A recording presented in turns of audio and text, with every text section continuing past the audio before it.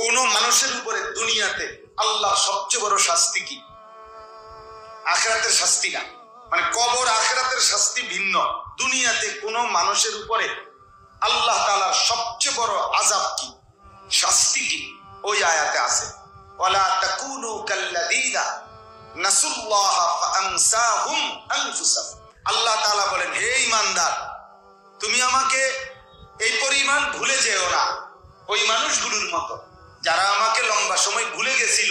ফলে আমি একদিন নিজেই, আমি আল্লাহ ইচ্ছা করে নারাজ হয়ে আমি আল্লাহ তাকে আপন ভোলা করে দিলাম। এবার আর সে নিজেই নিজেকে চিনে না। ও জানেই না ও মুসলমান, ও জানেই না কোনোদিন মৃত্যু হবে, ও জানেই না তার কবর হবে, ও জানেই না তার হাসর হবে, ও জানেই না তার জন্য হালাল হারাম বলতে কিছু আছে, ও জানেই না তার জন্য আল্লাহ রাসূলের কোনো বিধান আছে। এতটাই আপন ভোলা, এতটাই আত্মভোলা। খোদার কসম আল্লাহ বলে, আমি এই শাস্তি যাকে দেই তাকেই দুনিয়ায় সবচেয়ে বড় শাস্তি দেই।